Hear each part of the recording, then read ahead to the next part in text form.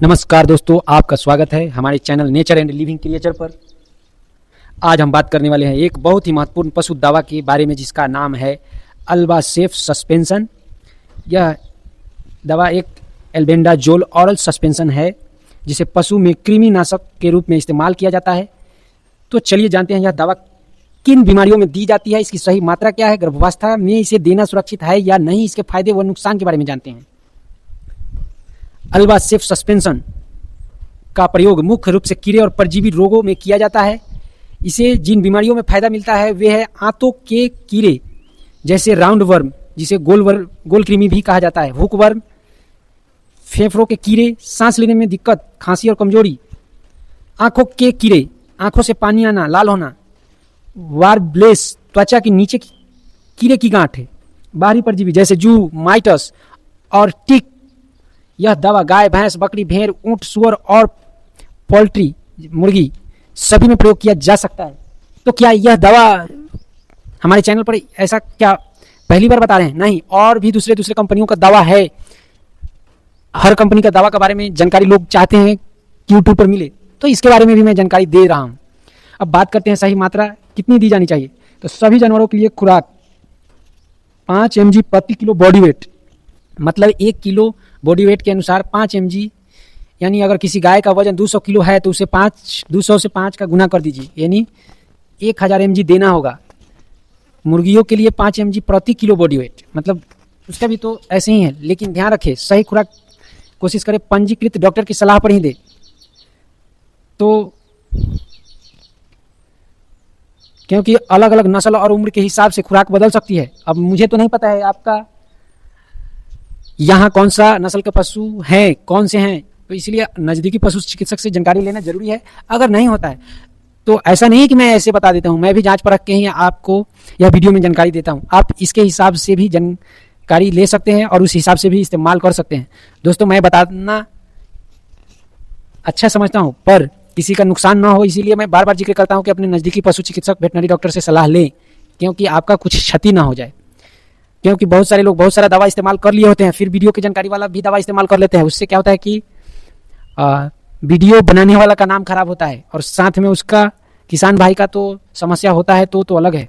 तो दोस्तों, यह बहुत ही ज़रूरी सवाल है। एल्बेंडाजोल को प्रेगनेंसी के शुरुआती 45 दिन और आखिरी महीनों में नहीं देना चाहिए, क्योंकि इससे गर्भपात या भ्रूण पर बुरा असर हो सकता है।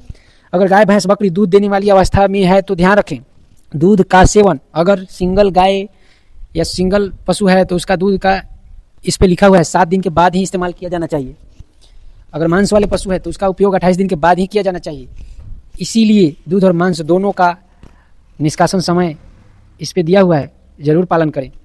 अब बात करते हैं कि इसके फायदे की। आंत और फेफड़ों के कीड़े को खत्म करता है, बाहरी जू, टिक और माइटस से राहत दिलाता है, पशु का वजन और दूध उत्पादन बढ़ता है, रोग प्रतिरोधक क्षमता मजबूत होती है, बच्चों में कमजोरी और दस्त रोकने में मदद करता है।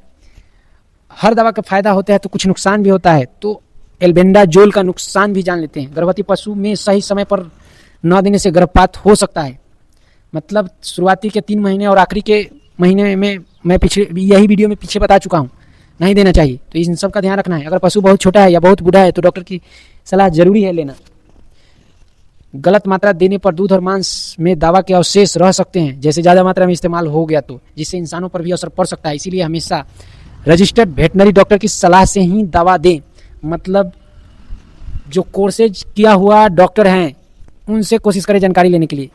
अब इस पैकेट पे लिखा हुआ है स्टोरेज के लिए। इस दवा को ठंडी और सूखी और अंधेरी जगह पर रखें, सीधे धूप से बचाएं, 30 डिग्री सेंटीग्रेड से ज़्यादा तापमान पर स्टोर नहीं करें। तो दोस्तों, अल्बासेफ सस्पेंशन, जिसे एल्बेंडाजोल, एक बहुत ही असरदार कृमिनाशक, जिसे इंग्लिश में ड्यू वर्मर कहा जाता है, जो आंतों की कीड़ों, फेफड़ों की कीड़े और बाहरी जू, टिक सबको खत्म करता है। लेकिन इसे सही खुराक, सही समय और सही डॉक्टर की सलाह से ही देना चाहिए। खास करके गर्भवती पशु और दूध देने वाले जानवरों में इसका उपयोग सावधानी से करना चाहिए। अगर आपको यह जानकारी उपयोगी लगी तो वीडियो को लाइक करें, शेयर करें और हमारे channel nature and living creature को सब्सक्राइब करना ना भूलें। अगर आपका कोई सवाल है तो कमेंट जरूर करें, मैं उसका रिप्लाई अगर देने वाला होगा तो रिप्लाई दे दूंगा, नहीं तो उस पर वीडियो बनाना होगा तो वीडियो बनाऊंगा, अगले वीडियो में जानकारी उसके बारे में दे दूंगा। एक जरूरी बातें, अगर जिन लोगों की मैं बात कर रहा हूं, जो लोग पशु चिकित्सक यानी वेटनरी डॉक्टर बनने के इच्छुक हैं, उन्हें मैं लाइव फ्री क्लास देने वाला हूं। कब? जब हमारा सब्सक्राइबर 1 लाख हो जाएगा तब। मैं 10th से लेकर 12th ग्रेजुएशन सबका मैं साइंस बायो मैं विस्तार से बताऊंगा, और वेटनरी कोर्सेज ये भी मैं विस्तार से पढ़ाऊंगा लाइव फ्री ऑफ कॉस्ट। तो धन्यवाद।